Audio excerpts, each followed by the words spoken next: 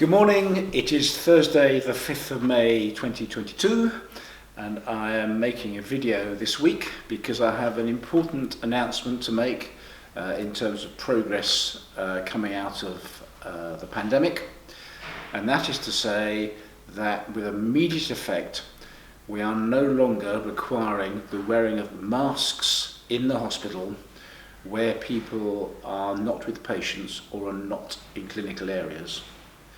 That implies, of course, that if you are going to a clinical area, a list of which is in the note that will go out with this video update, would include any area where patients would normally go, including the list, for example. But if you're in a non-clinical area, you do not have to wear a mask. If you're in a clinical area, please, you have to continue to wear a mask. And if you happen to pass a patient, for example, in the corridor, then please either put a mask on or maintain a 2-meter distance away from the patient or resident.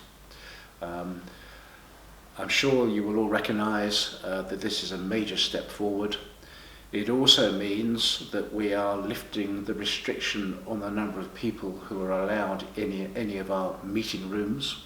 We're basically back to being able to have open meetings without masks. As long as it's a meeting that doesn't involve a patient or resident. If the meeting involves a patient and a resident, then we would return to wearing masks with some social distancing. We're able to do this because the level of COVID is very low in the hospital. It has been low for quite a while. It hasn't gone away completely.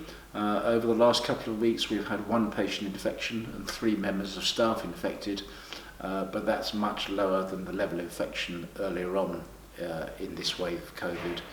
As I'm sure you know, this latest Omicron variant, the effects have been much milder than with the previous waves of COVID. I will also remind you that we are already back to unrestricted visiting of patients. It's 2 visitors per patient at a time, although locally any variation on that can be agreed with the ward staff. So I'm very pleased that we're back to pretty much full visiting. And it's great to see the whole hospital returning to something very close to where it was before the whole pandemic crisis started. And indeed, in line with that, we're at the moment planning quite a lot of events to take place later this year, including Founders Day, which will take place in June, and a number of fundraising events.